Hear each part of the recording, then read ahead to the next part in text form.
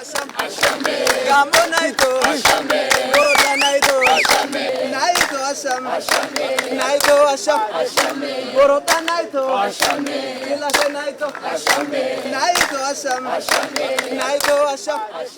ዛሬ ከጠዋት ጀምረን በደቡብ ኢትዮጵያ ክልል በጋሞ ዞን እንገኛለን። ጠዋት ዛሬ ያየነው በጣም አስደሳቹ ስራ በምዕራብ አባያ ወረዳ የተጀመረው የገጠር ኮሪደር ስራ ነው።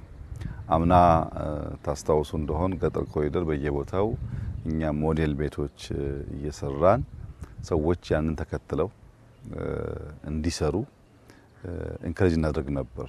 ዘንድሮ ብዙ ቦታ ተጀምሯል። ግን እዚህ በምዕራብ አባያ ወረዳ ያየነው ቅድም ሞዴል የገጠር ኮሪደር ስራዎች ሙሉ በሙሉ የተገነቡት በአርሶ አደሩ ነው።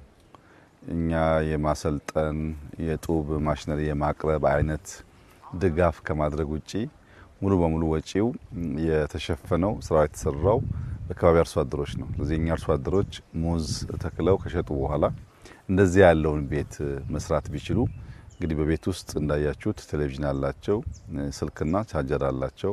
ከጓሮ ፍሩቶች አሉ፣ ዶሮ አለ፣ አሳ አለ፣ ማር አለ፣ ፍየሎች አሉ።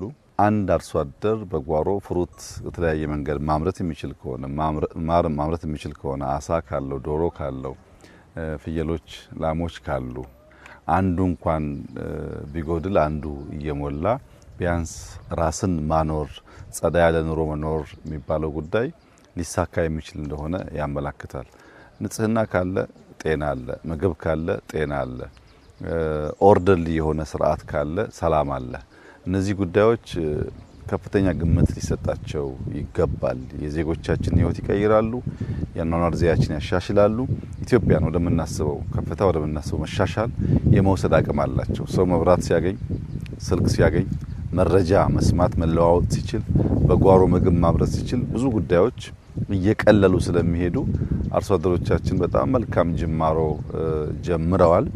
ሊበራከት ይገባዋል፣ ሊሰፋ ይገባዋል። ከወጪ አንጻር እስከ 1.5 ሚሊዮን ገደማ ብር ነው የፈጀባቸው። እያንዳንዱ ቤት በዶላር ቢሰራ 10,000 ገደማ ዶላር ማለት ነው።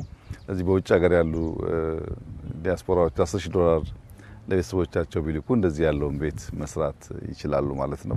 በጣም ትንሽ ብር ነው።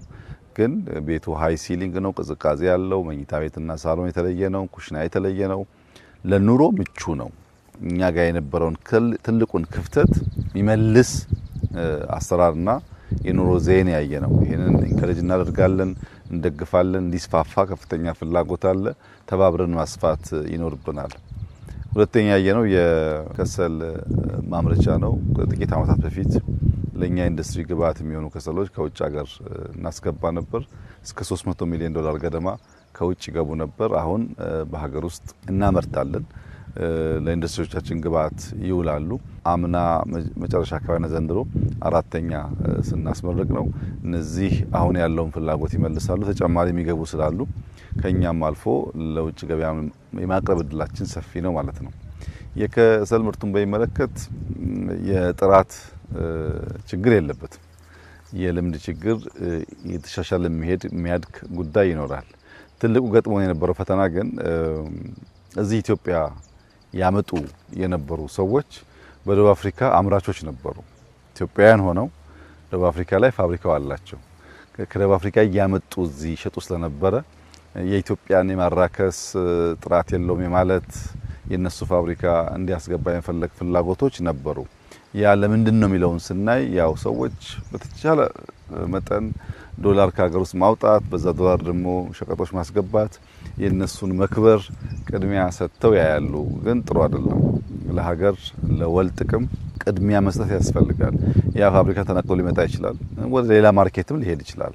እኛ አንድ ፋብሪካ እዚህ ስንሰራ 100 ሰው 1000 ሰው የሚቀጥር ከሆነ ያ ኢምፕሎይመንትም ጭምር ነው ኤክስፖርት የሚደረገው። ፋብሪካ ውጭ ሆኖ ከውጭ መንገዛ ከሆነ ለሰዎቹ ነው የምንከፍለው፣ ዜጎቻችንን መቅጠር ሲገባል ማለት ነው። እና በኢምፖርት ሰብስቲቱሽን በዚህ አመት 5 ቢሊዮን ዶላር ገደማ ነው ኢንዱስትሪዎቻችን ያመረቱት። በዚህ ብቻ አይደለም፣ በሴራሚክ፣ በፖርስሊን፣ በሲሚንቶ በተለያየ ነገር ምርቶች እያመረትን በገፍ እናስገባ የነበሩ ጉዳዮችን እየተካን ያለነው። ከዛ ውጭ የፍሩት ፕሮሰስ ማድረጊያ ፋብሪካዎች እዚህ አርባ ምንጭ አካባቢ ተጀምረዋል። እነሱ ሲያልቁ ፍሩቶቹን ብቻ ሳይሆን ጁስ እያደረግን ልካለን። ለሌማት የእርጎ ወተት ማቀነባበሪያዎች ተሰርተዋል። እነሱን ሲቀነባበሩ ጥሬውን ከምንልክ የተመረተው ምርት ለከተሞች ለማቅረብ እድል ይሰጣል እና በግብርና ዘርፍ በፍሩት ያየነው በገጠር ኮሪደር ያየነው ያን ወደ ኢንዱስትሪ ወደ አግሮ የመውሰድ ፍላጎትና ሙከራዎች ያየነው በጣም ተስፋ ሰጪ ነው። አርባ ምንጭ እንደው ጊዜ ታምራለች እና ጥሩ ጊዜ ነበር። ጋሞናይቶ ጎሮዳናይቶ ናይቶ አሻም ናይቶ አሻም